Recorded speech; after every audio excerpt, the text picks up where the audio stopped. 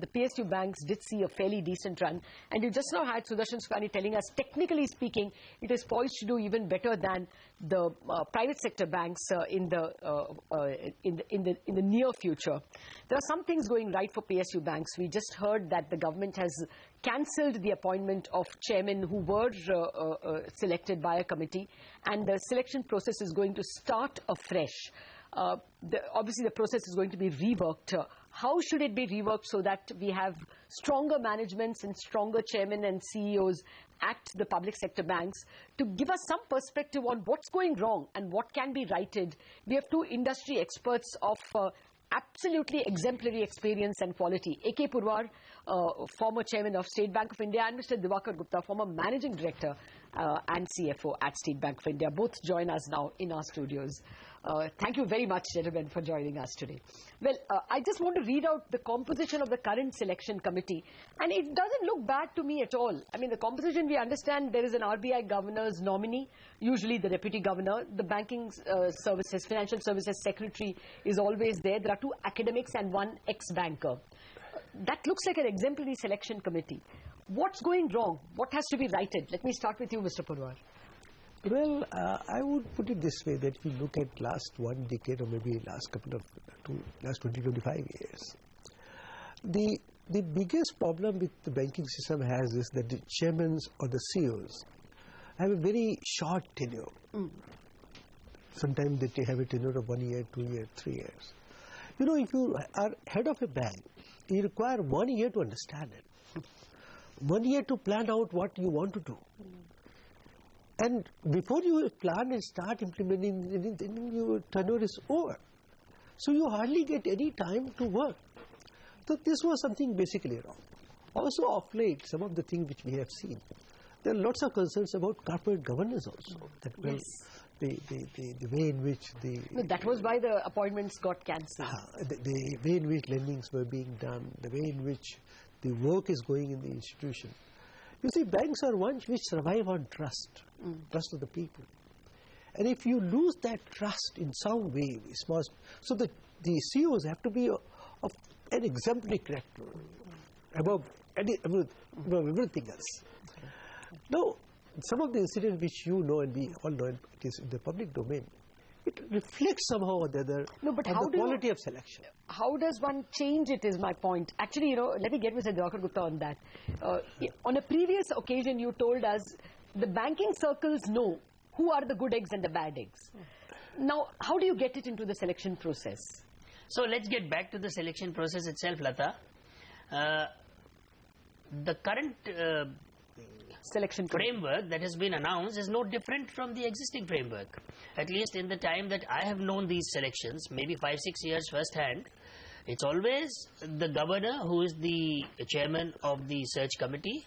He appoints a subcommittee in which there is a deputy governor, there is the secretary of financial services, and there are two experts. That's the way each one of us has gone through, and from what I know from my public sector bank colleagues, that's the way they have gone through. So the issue really is not so much about the system being bad as of a system being as good as the people in it. And I think that's where the challenge lies. The problem is that human nature is human nature. People would like to get ahead, and people who are very competent will get ahead on competence. People who are not all that competent will lose other things. And yeah, so you know, I would think that the government has to get out of this selection process. Because there is a vested interest there. People want to curry favors, people want to return favors, people want to suck up to the system. That is the issue. So government is only a major shareholder, right? Government in terms of governance also. So the PJ Nayak committee recommendations, I think there is a lot going for them. We have known the PJ Nayak committee report in the media and in general circles as saying that PSBs should be less than 50% government owned. No, we don't need to do that. But we need to get the governance structure right so that we have the board to whom the bank is accountable and the board that selects a CEO. Otherwise, you know, some kind of that cronyism will always creep in, because that's human nature, not because people are bad or because some individuals are bad. Today, that's what is happening. You have lobbying for posts. People then get in when they should not have. When they get in, they do what they should not be doing. Okay, that's an interesting point, actually. Let me get Mr. Purwar in on this. Mr. Purwar, Do you think the RBI should have a stronger role in the selection process and the government should now get out of the whole process altogether? Look, that's one view. But my feeling is that RBI already has a very strong role in the selection process. But having said that, I would tend to agree with what Diwakar is saying. That if a board is responsible and accountable for running of an institution, and then you don't give board any say as far as selection of the CEO is concerned, then don't you feel that there's a huge amount of disconnect in terms of authority to govern, accountability to produce results, and so on and so forth? I personally feel that yes. I also feel, which I have often been saying, that there is no need for such a large number of public sector banks. It should be much smaller. What will happen that in the process, the boards or committees which select the people will be of stronger caliber, no, I take your quality, actually, sufficient term. Both these looks like under the consideration of the government. Mr. Sandhu was on our channel, I think about 3-4 months back, when he said that, larger fixed tenures for the chairman, maybe 3 or 5 years, is being contemplated. That's fairly up on the agenda. Composition of the board is also on the agenda, and consolidation is very much, that's also in the public domain. But I think the immediate process, the one that started 48 hours ago or 72 hours ago, of cancelling the current appointment of those 6 or 8 banks which require a chairman, and to put in a new process, is I think a more shorter term and a more limited focus thing. How to improve the selection itself. I think boards and consolidation are larger areas which they will come to later. There, our correspondent Sapna reported that, and she was picking this up from the Finance Ministry, that this feedback mechanism is going to be strengthened. At the moment, I believe there is some informal feedback that is sought. And they want to make it more formalized, probably some check boxes, probably getting comments in writing. You think that can be formalized? Most chairmen know who's up on the take. It can be formalized, but it has to be formalized in a transparent manner.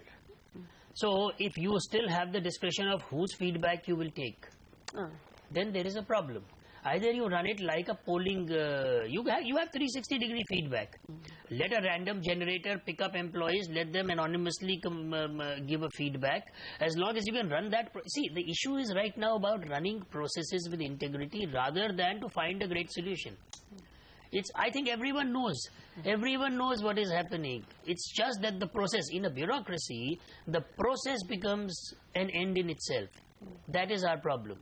Because we are accountable to be explaining what we decided, we are obsessed with being able to explain that rather than to get the best end result. I think that is our problem. But do you think there could be any solution to this at all? I mean, realistically speaking, even if the whole method is changed, you can't deny that weak governance could happen even post a new method being put into place. That's true. So you need A, to be able to keep to timelines. And B, to be able to be transparent about it. Transparency has an element of secrecy and privacy to it. So how, to take a very crude example, railway reservations. There was huge amount of rampant corruption in them, and today they are absolutely online and they are fine. So you need some amount of technology to be taking care of what you are collecting as feedback. And thereafter, you have to also authorize people to have discretion. The discretion should not be that X was recommended, then the file remained for 3 months, then it came back, then Y got recommended, and then it went through the rounds. That's the issue. There were 2 or 3 specific things that an ex-banker who was in the selection committee said can be done. One, he said, the selection committee can only select from the names who come. The weeding process and the favoritism happens in the shortlist itself. So, can that process be transferred, for instance, to the RBI? If that can be taken out of the government as the shareholder selects the chairman. But that shortlist creation, can that be taken out, Mr. Purwar? You see, one thing I tell you, some amount of subjectivity will always be there, whether you take it to RBI or to the government.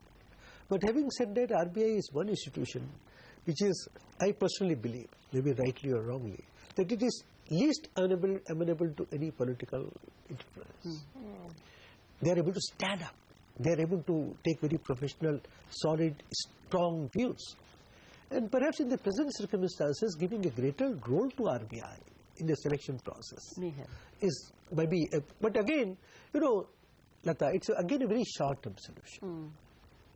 Long-term solution has to be that board who is responsible for delivering results has today zero say as far as selection of CEO is concerned.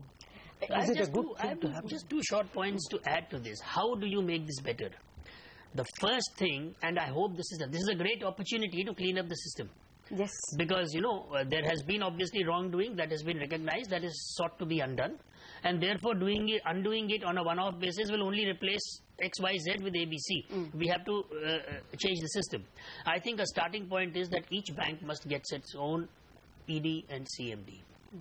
There is no... you are not comparing apples to apples when you put the 25 PSBs together. You look at the selections today. How many from Corporation Bank? How many from Dena Bank? What is the percentage of PNB? 5% of the banking industry. What is the CEOs coming from PNB? Less than 1%. And Punjab and Sindh Bank. So what happens is subjectivity has a matrix. In that matrix, you rate people. Smaller banks typically will tend to rate people better. And therefore, that's what I mean by saying the means become the ends. So when you tabulate, on the tabular, whatever is the number becomes your decision. And that is where the problem. Why shouldn't you be able to get a CMD and an ED from within your bank? State Bank is an outlier, outperformer, and that's what happens in State Bank. If you say that there is a bias or there is a moral hazard in putting a CMD from the same bank, then you should not be running that business. You should be able to find a CMD who is above the moral hazard. And if he is biased in situation A, why is he not biased in situation B?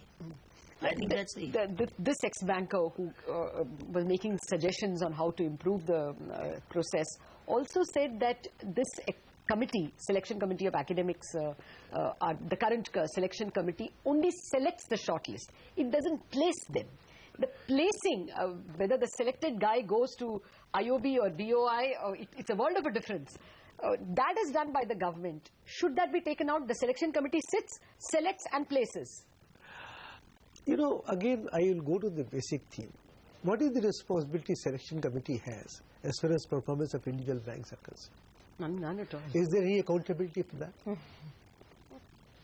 We are addressing the question, but a long-term solution to this... So then again, the board has to select it. Board has to select. Board has to have a say. How about lateral? I mean, I don't think this current rejig is going to include lateral at all.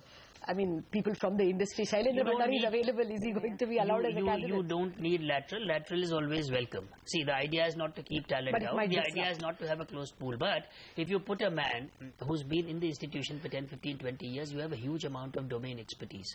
As Mr. Purwar said, tenures are short. That's not going to be remedied in the short run. And my views on this, Lata, that when it's public sector, when you are on a president appointed post, then a long tenure is as dangerous.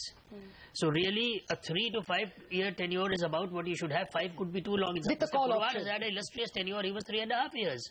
You can achieve everything. You set your agenda in 6 months and you execute thereafter. So issue is not really so much. I beg to differ. Long tenures are fine. But what I'm saying is that the crux of the problem lies in A, being able to have the right guide there, and B, being able to... The other part about performance is not questioning people. You question people 7 years into their retirement and stuff that may or may not have been done by them. That's the other big problem that the PSB space is facing today. But obviously that's not the debate right now. The debate is about recruitment. I think stick to the bank, promote from within the bank. And yes, you were saying, should the government have a say? I'm saying government should not be there at all.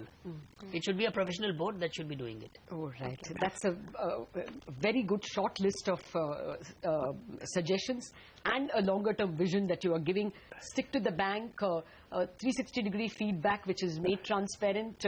Probably the selection committee both selects and places, but the longer term solution, stronger boards and board responsibility for selection of leaders. Gentlemen, thank you very much for joining us with that suggestion.